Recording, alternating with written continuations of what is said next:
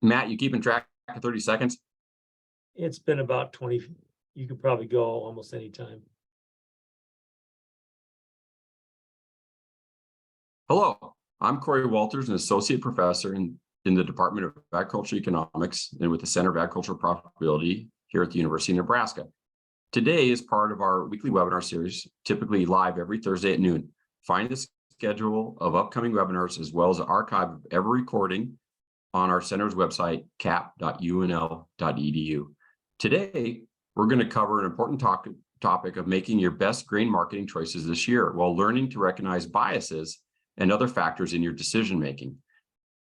Today's topic will cover current market forces, common tendencies of decision makers as they consider selling this year's crop.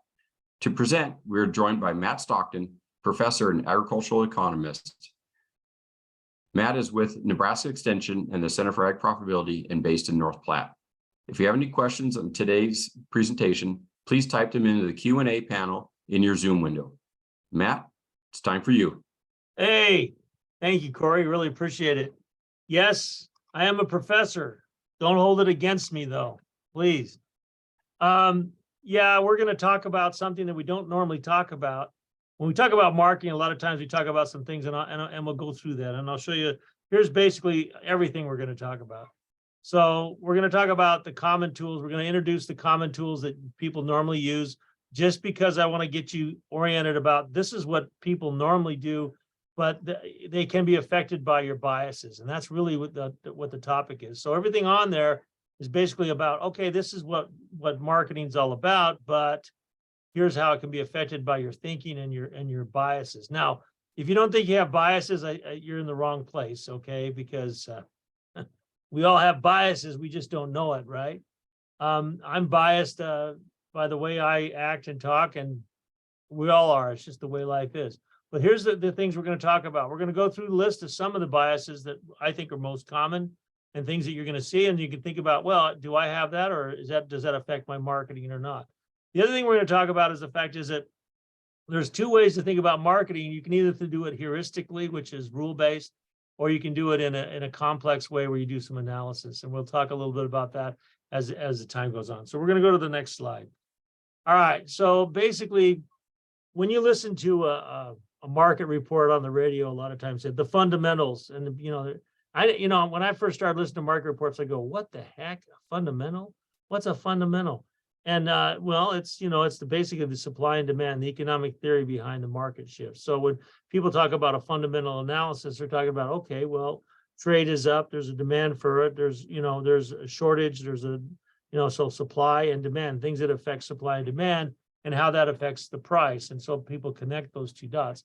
That's the one way. The other way is there's a thing called technical analysis, which is a lot more ambiguous, and some people really do it. But basically, they chart your market over time, and they look for patterns, and they go, oh, this pattern has occurred. That means this is going to occur in the future. And so they follow those patterns, and then helps them to try to predict what future prices will be based on patterns only. So in other words, they're not really they may take into account supply and demand, but they basically use technical analysis. These are two different ways of doing it. And the question is, okay, are these objective? And we're going to talk a little about that, or are they subjective? So are they intended to be used subjectively or objectively? So when you have an economist get up and talk about supply and demand, is he being completely objective? And the answer to that question is he's probably trying to be. He's probably doing the best job he can, or she. It doesn't have to be he. They're probably trying to be objective. Why? Because objective means that this is the way it is, not the way they see it. Because the way somebody sees something isn't necessarily the way it really is. And then that's subjective. So you got to think about that when you're thinking about information in the market. And we're going to talk about how your perception can affect the way you feel about the market and make the decisions you make. And hopefully we can get rid of some of the biases and subjectivity and be more objective so that we can, we're closer to reality. I think that when you're talking about making decisions and business decisions, you really want to live in reality, not based on what you think, but on what you believe. And then what you believe, of course, you have to act on those, but hopefully you can match your beliefs and thinking to what really is going on. So I think objectivity is the best way to go. However, objectivity pure objectivity from a human perspective is not possible, even though we can get close. It's not possible. And we'll talk about that in a minute. All right. Why do we use heuristic or rule-based, or why do we use simplicity, or why do we simplify things? Okay, because there's too much to do. There's too much to know. There's limited time to do it in, and maybe you're not even interested. I mean, there are people that are farmers and stuff, and maybe marketing doesn't really interest them. And as a result of that, it's very difficult for them to want to take time to do it. And so they may use a set of rules or simple ideas to help them in their marketing. There's nothing wrong with that, as long as those ideas and stuff reflect reality. Now let's talk about complex decisions versus heuristic decisions. Okay, complex decisions. These are decisions where you actually study it out, you collect information, you make a conscious effort to figure out what it's about, what things imply and what they mean, and then it takes effort.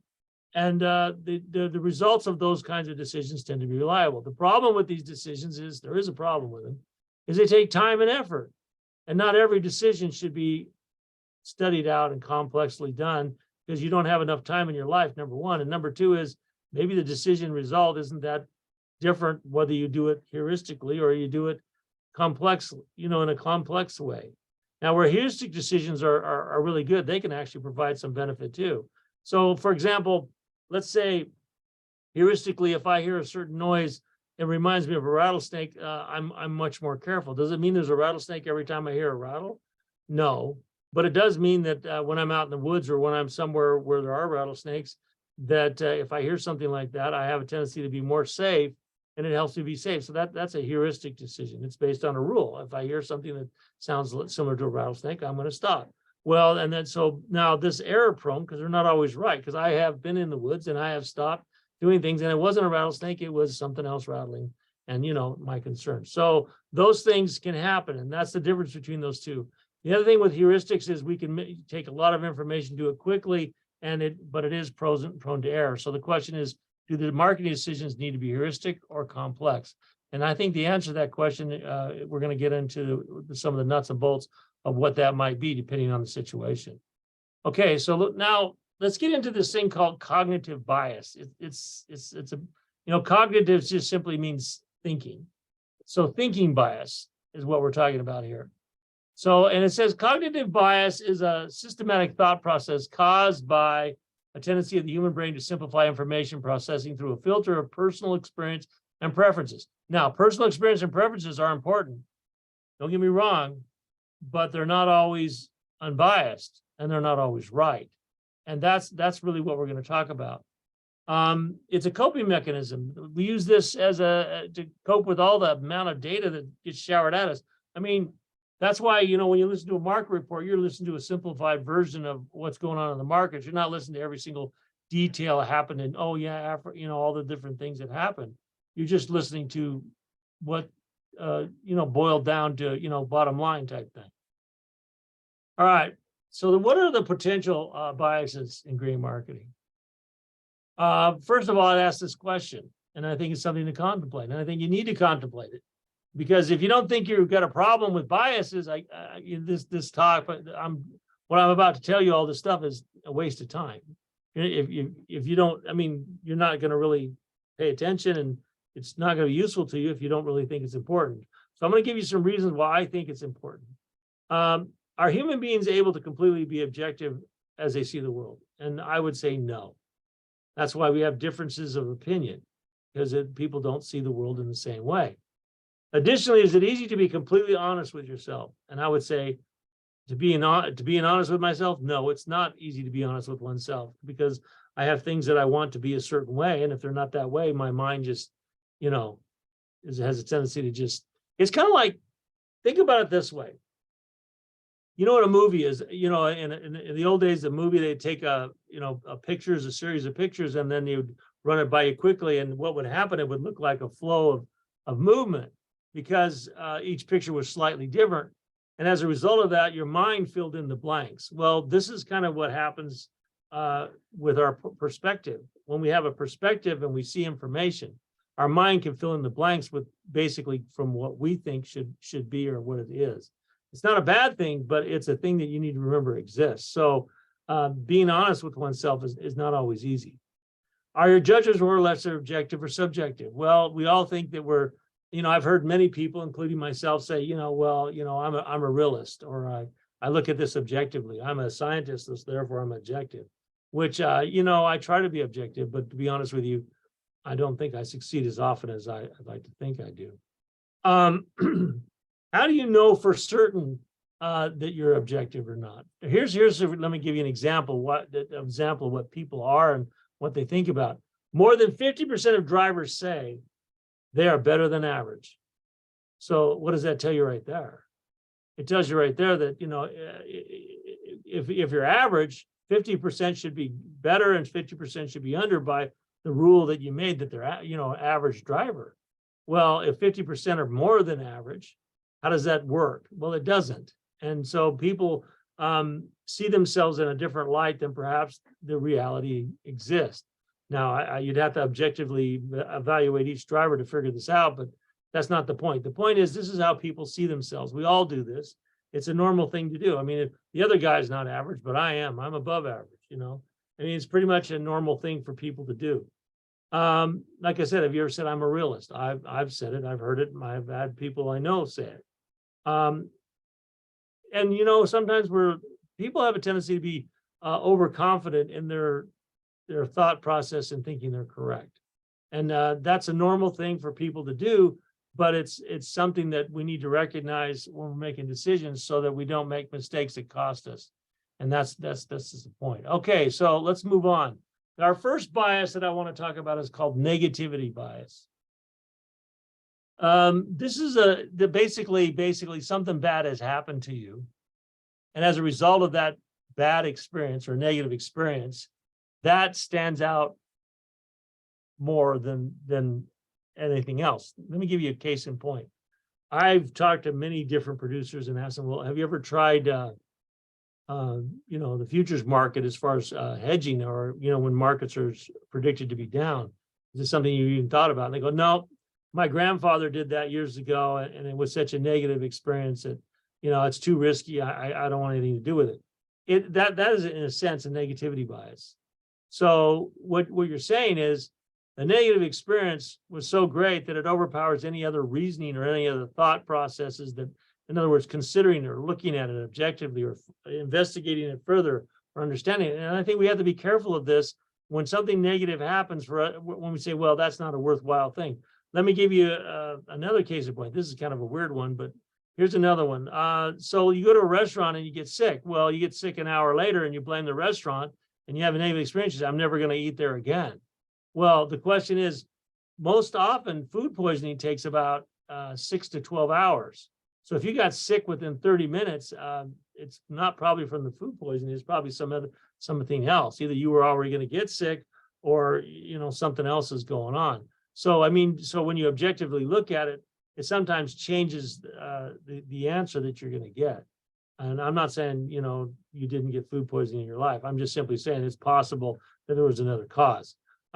So that's negativity bias. It can cause us to do things and stay away from things that we shouldn't, which is good. If something negative happens to you, you don't want to forget it.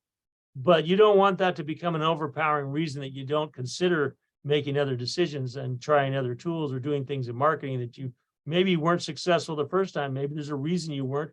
Maybe you could study and look at it and look at why wasn't I successful and what would I need to do to be successful, rather than simply have that overpower your thinking process and eliminate a possible remedy or a possible situation where you can make some money in marketing or marketing grain. Okay, so the next one is confirmation bias. Now, this is an interesting bias. I find this one fascinating because what it says is basically that when you look at the facts or when you look at information, you have a tendency to find the information and facts that support your point of view. Now, I know that we all do this because I've done it myself. I've even caught myself doing it. And it's yep, that proves it. That is. So sometimes we even do this to the point where we begin to see things that aren't there, which is what we really got to be careful of. It's fine to see things that, really exist and support your perspective, which is, is a normal thing. And yes, it's good when the data does support what we do, but when the data doesn't, and yet we conform the answer to make it look like it conforms to what we do, we're not living in reality anymore, and we're not making decisions based on facts. We're making decisions based on what we want to happen, or what we think should happen, or what we would hope would happen, or whatever other the reason. So confirmation bias is something you got to really be careful of, because, for example, you see the market move in a certain way. Yeah, I knew it was going to do that. That confirms the fact that we're going to have this kind of year or whatever. I mean, not that all, and the thing is, not all years are the same. Not all things happen. And so sometimes confirmation bias, you got to be careful that you're not just lulling yourself along. It's kind of like the science fiction movies where, the aliens get into the person's mind and they see what they want to see. So, confirmation bias is real. It can cost you, and you need to be careful that, you realize, okay, am I just confirming what I want, or is this really the way it really is? So that's another bias that you have to look out for. Recency bias. This is an interesting bias or cognitive issue. Is a tendency to overemphasize the importance of recent experiences. There's an example in the literature it's kind of interesting. It's like recency bias, and it explains it really well. They asked a question in a book I was reading about this. It said, is murder more common, or is death by stroke more common? And the answer was, okay. So it really depends on which thing you're watching or what you recently have thought about. A lot of people don't know the facts, so they just simply, grab a hold of the fact. Well, I watched the news, and the news says people are being murdered right and left. I'm sure murder must be more common, because they don't. But yet, the simple fact is, murder is not near as common as dying by stroke. About 5 times more people die by stroke than do by murder in the United States, or at least that much, from the facts that I've been able to see from the FBI records and some things. So that is like recency bias. In other words, you see something, it's the most recent, you think it's up to date, you recognize it, so you think that's the way it is, when in fact that may or may not be the case. So recency bias is something that you have to. For example, if you see an upward trend in the market, you're gonna well, that's the most recent thing, so the market's going to continue to go up, so I don't want to sell. It may keep you from selling, or it may market's going down, it's never coming back, so you panic and you end up selling. So I mean, recency bias is an interesting thing that you got to be careful with. Yes, the past does predict the future, especially when conditions don't change, and yeah, you got to take that into consideration. But that isn't just simply a bias. That's a investigate the facts and find out what's going on. Don't just what's happening in the past is going to predict the future. That isn't always the case, and you got to be careful with it. So there's recency bias. Then we have cognitive anchoring. Now, this is an interesting deal.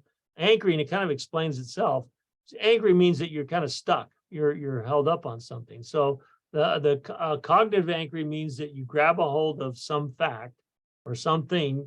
Like, for example, you're going through the year, and for some reason, you've heard something on the radio, and it was a convincing person and somebody you trusted or whatever. And you anchor on that number as, hey, this is the number that, is a good price, or this is whatever. And so you anchor that, and everything's compared to that.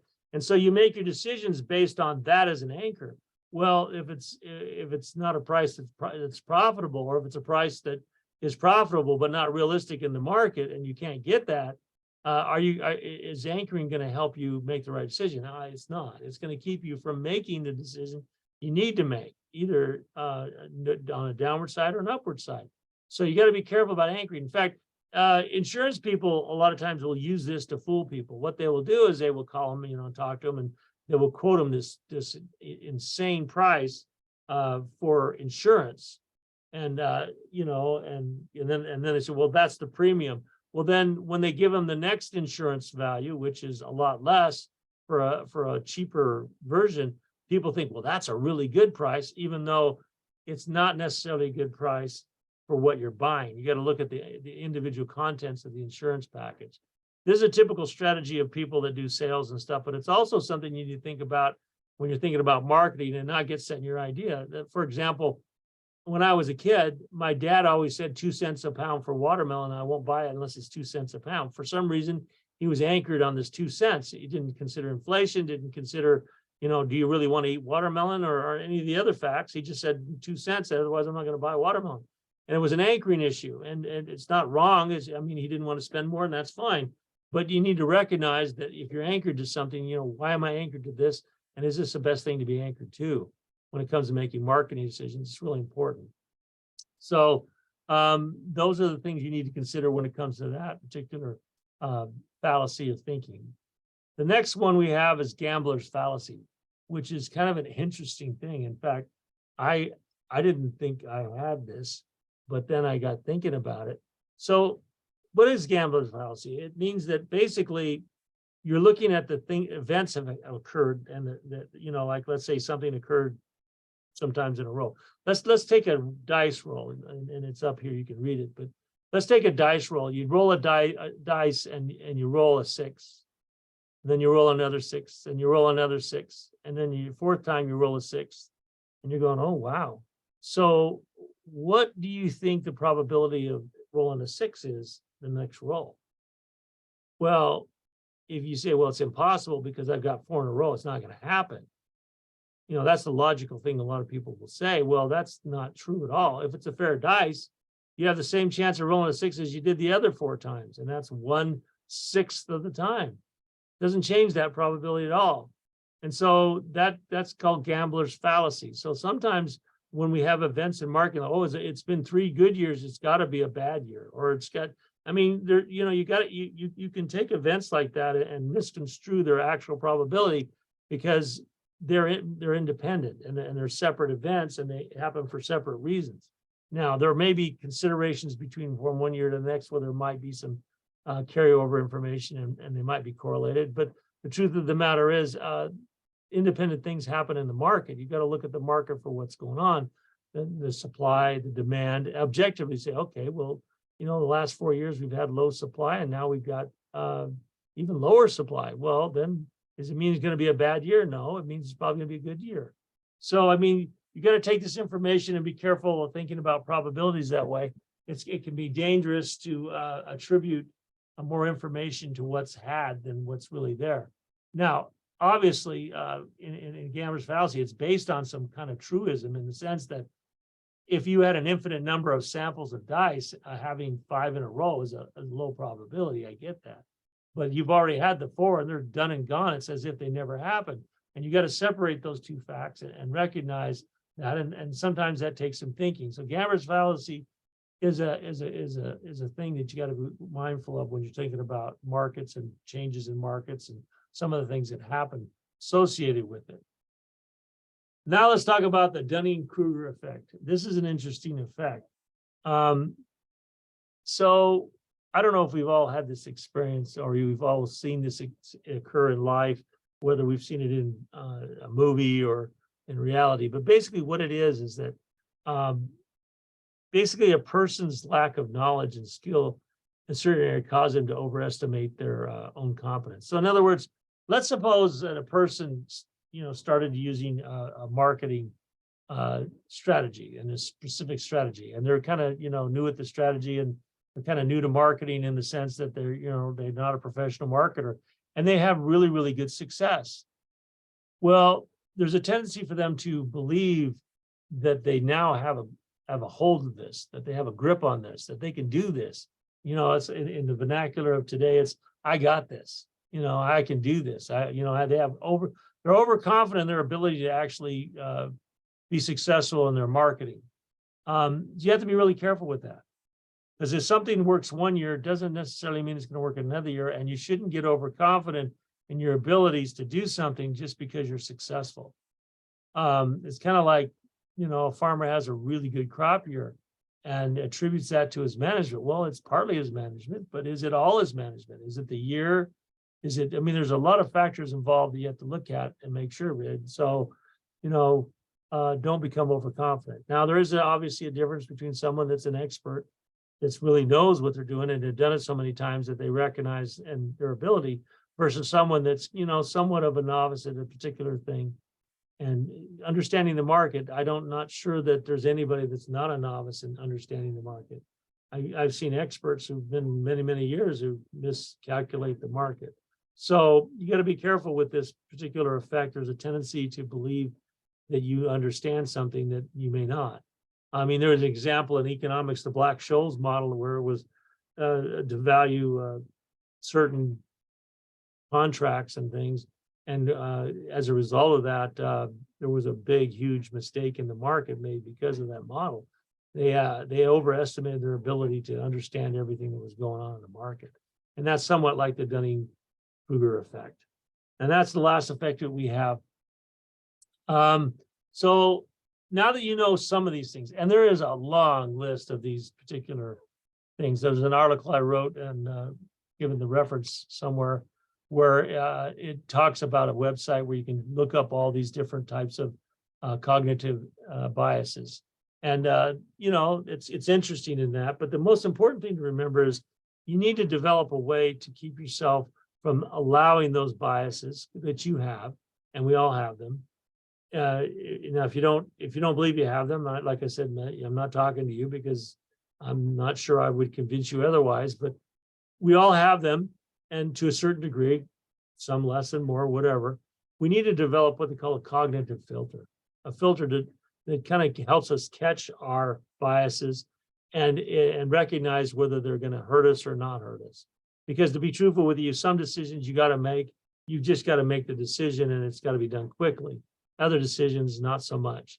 But in marketing, I don't think and we'll get into that, but I don't think, as far as strategy is concerned, I'm not sure that you should be making quick adjustments and decisions. You may have adjustments in your strategy based on if the market does certain things, but that means you've thought it through and you understand what's going on and you've made that decision. So in developing a cognitive filter, you need to practice questioning why you make the decisions you make. Why did I make this decision? What's behind this decision? I mean, you can evaluate it afterwards, or even just kind of sit and think about it when you're thinking about decisions you made. Especially your more important decisions, especially those decisions that maybe don't always work out the way you, or the decisions where you suspect that you might have a bias or something that you have, okay? You need to find others, sources that have a different perspective. In other words, okay, you have a perspective. It's hard to be open-minded enough to listen or to investigate something, especially when you think you're right.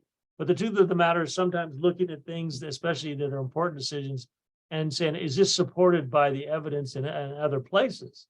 Is it not, is there just me? I'm out here, the Lone Ranger, doing my thing.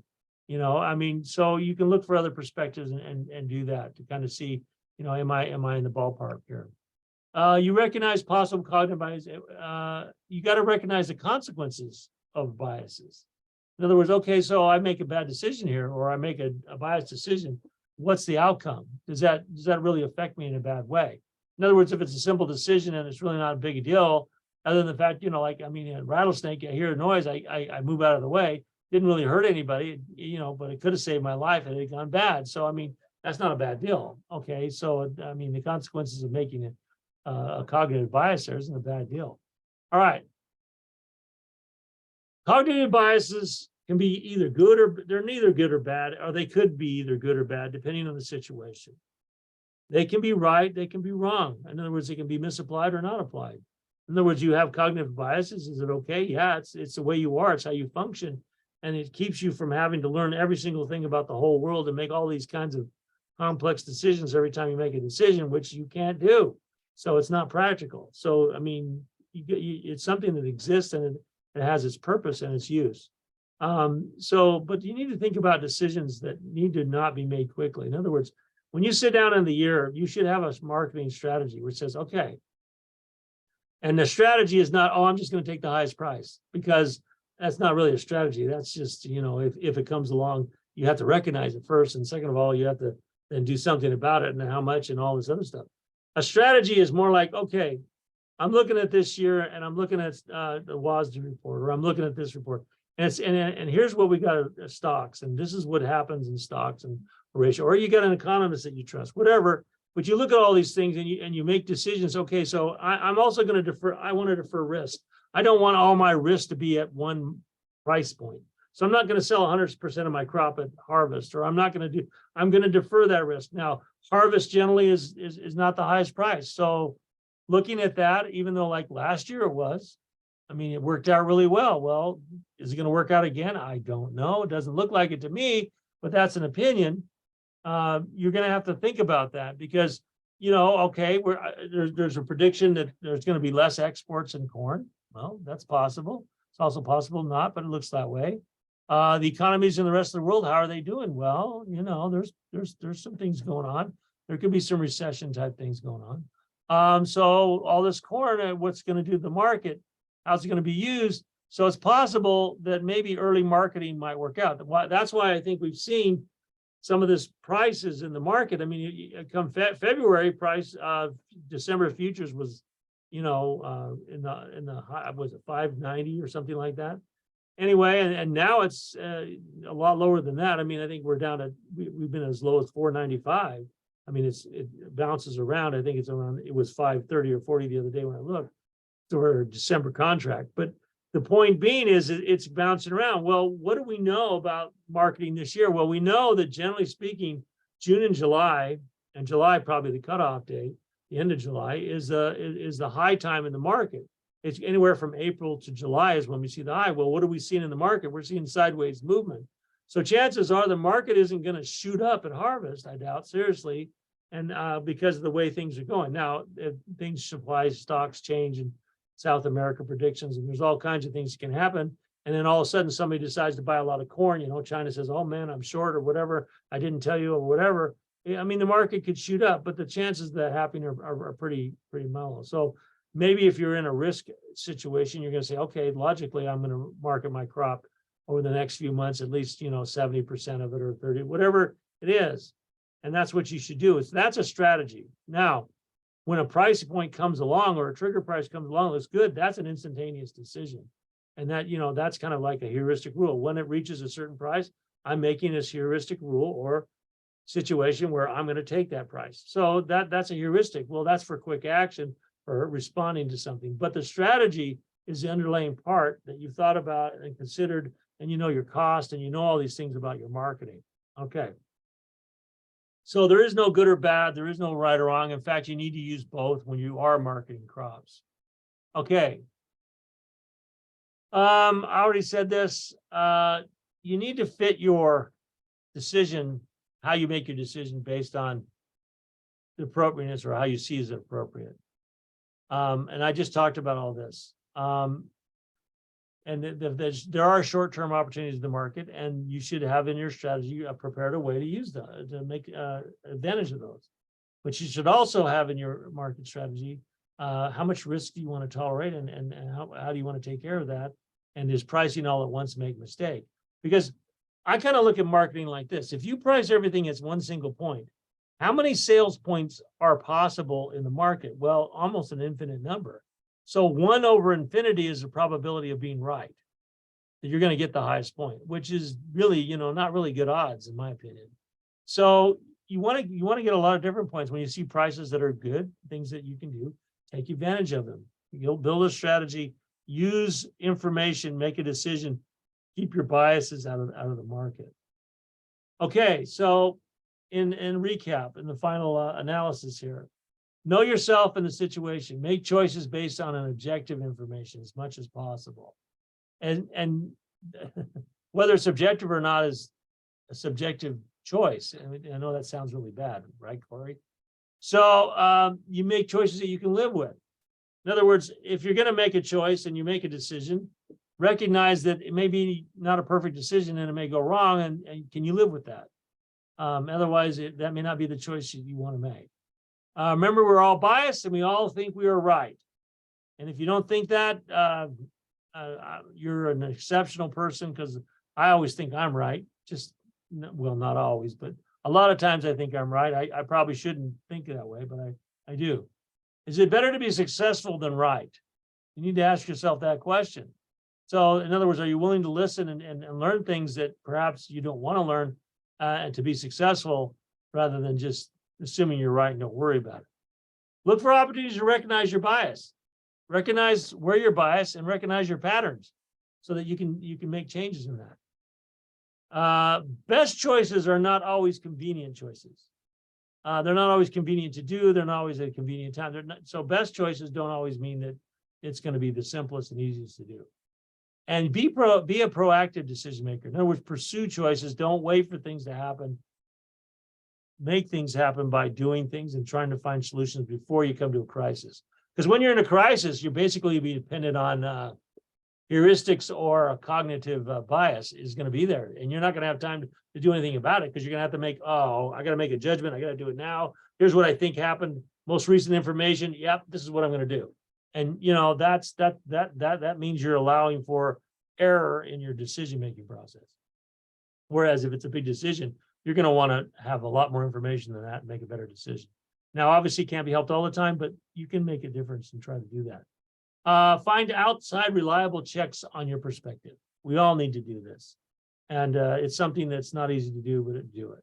Okay, that is all I have. I want to thank you for being part of this webinar today. I appreciated it. What I do appreciate mostly, and the reason I wanted to give this webinar is it's not like a technical analysis where I show you some mathematical formulas or teach you how to predict the market or forecast things. What needs to be understood in decision making is that the human factor is important. That your thinking and how you think can change what you do or the decisions that you make. And you want to make sure that your thinking is as clear and as objective as possible, so that when it all falls out, your decision turns out to be the best it can be given the circumstances. Not every decision is going to work out. Even the right decisions don't always work out, as I can attest in my life, trust me. So that's kind of what I wanted to talk about. Are there any questions, Cory? You're muted. Sorry. That's the second time. Thank you. I've not seen any questions yet, but I do appreciate the webinar there, Matt, and you confirmed everything I already knew. Well, that's good. That's good. I'm glad you were right. It is a very important topic. We are influenced by how we view the world, as you pointed out, and I stress to continue to try to separate those biases from reality and find the underlying factors driving reality. And it's okay to be wrong. You got financial outcomes on the table here, and you need to protect yourself from those certain ones of those. And with that, is there anyone of the participants, the attendees, if you have any questions, please type them in the Zoom window here for Matt. Yeah, absolutely. I welcome any questions. The thing that has gotten me is that we do talk. I mean, as economists, we're a lot of times we get ourselves hooked on techniques and math and decision processes. Basically, can we define it mathematically? Can we define it by a functional form? Can we do this? Can we do that? And we forget that sometimes that there's the human part of it that you cannot quantify as such, and that it needs to, and that subjectivity is a good thing, because we all have perspectives and we can see things from different angles and solve problems if we have different perspective. But we have to be careful when that subjectivity interferes with our ability to discern reality and make choices, as you said. And that's really the point.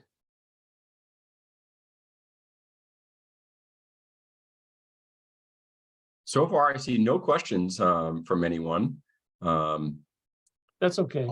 I'll shoot you a question, Matt. Sure. How has over time, how have you developed your ability to identify biases and improve upon that over time? Well, this is going to sound like church.